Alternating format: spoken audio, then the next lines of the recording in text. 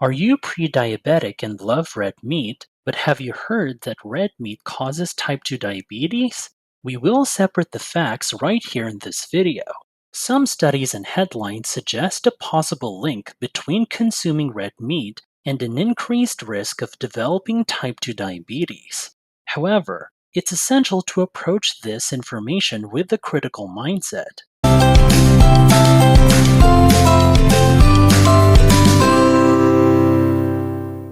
You see, diets that aim for ketosis, like the ketogenic ones, often include a bunch of red meat.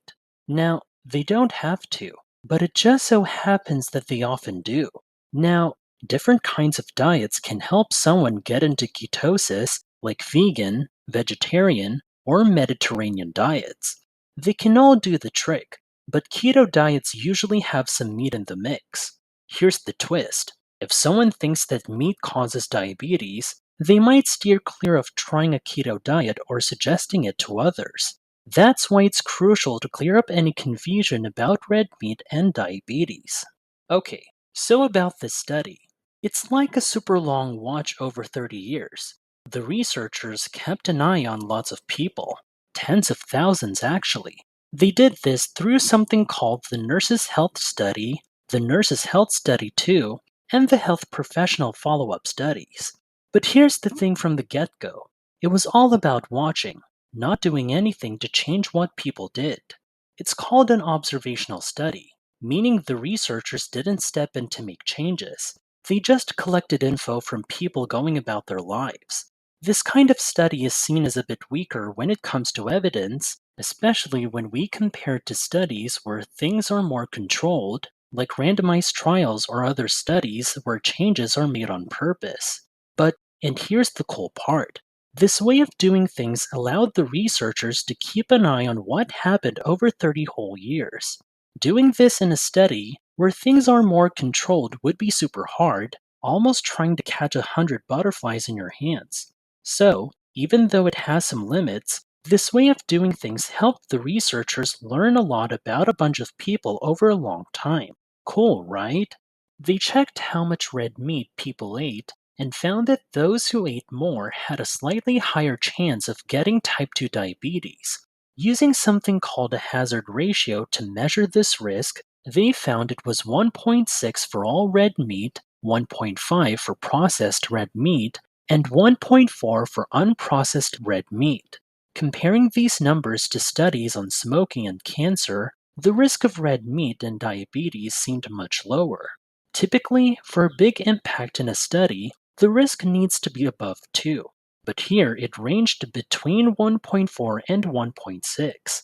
So, all in all, the evidence from this study seems a bit shaky. We're not super sure about it, and that's important to keep in mind.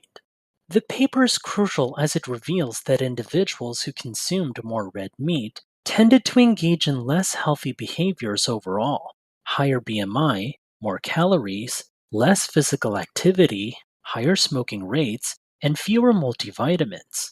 Essentially, before increasing red meat intake, these individuals weren't in the best health.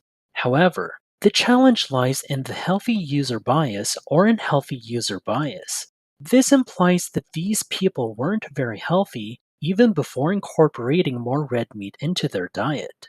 So, it's unclear whether red meat directly caused diabetes or if it's because these individuals were already less healthy. Additionally, the paper lacks information about their overall diet, whether they consumed a lot of sugary or processed foods. This is vital for a complete understanding. So, there's still much we need to uncover. Coming up later in the video, we're delving into the study's suggestion of swapping red meat for nuts, legumes, or fish to potentially lower the risk of heart disease. The paper dives into risk numbers, using hazard ratios to measure the risk. Initially, hazard ratios were around 1.6, but when considering BMI, how much someone weighs compared to their height, these numbers dropped from 1.1 to 1.2. It's akin to saying, let's think about how much these folks weigh and see if that changes the story. Well, it did.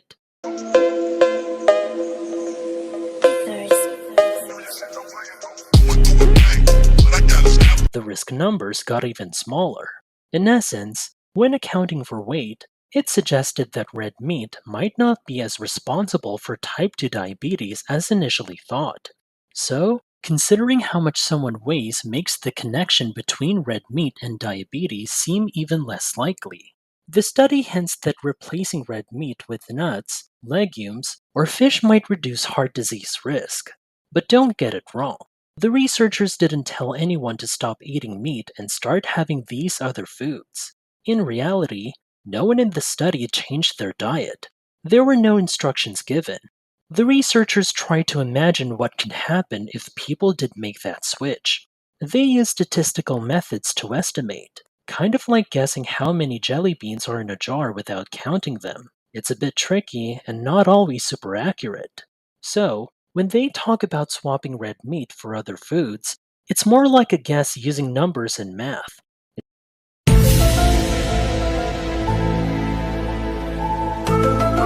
It's not as trustworthy as actually seeing if people really made those changes.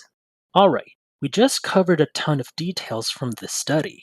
One interesting thing is they counted things like sandwiches and lasagnas as red meat, which might include burgers or regular sandwiches. But here's the catch. With sandwiches come fries, chips, and soda, creating a connection to the saturated fat argument. In a nutshell, these studies grab a lot of attention with flashy headlines, but there's a question about whether they deserve all that hype. Looking at what this study tells us, it's like asking, how does this affect me? The study doesn't really show a strong connection. If someone eats a lot of carbs, red meat, and calories, they might get type 2 diabetes. But is it just because of the red meat, or is it everything they eat and how healthy or not healthy they are overall? We believe it's more about their entire diet and lifestyle habits. These kinds of studies, which just watch what people do without making any changes, don't really give us clear answers. So, if someone is using a ketogenic diet to help with things, they can feel confident that there is no strong evidence saying they're increasing their risk of type 2 diabetes. Even better, they can keep an eye on their own blood sugar, insulin levels, and other tests to see if they're getting healthier or not. We don't have to rely on this study, which is not very strong evidence, to tell us if we're making our health better or worse. In conclusion, our exploration into the question, will eating red meat cause diabetes, type 2 diabetes, uncovered a mix of findings. The study we examined hinted at a connection between red meat consumption and a slightly higher risk of type 2 diabetes. However, upon closer inspection, the evidence appeared somewhat shaky, with factors like overall diet and lifestyle habits playing a crucial role. If you found this information helpful or thought provoking, show your support by giving us a thumbs up. For more valuable health tips and to stay updated on our latest content, be sure to subscribe. Don't forget to ring that notification bell so you never miss out on our updates. Thanks for joining us, and as always, we wish you the best in your diabetes recovery.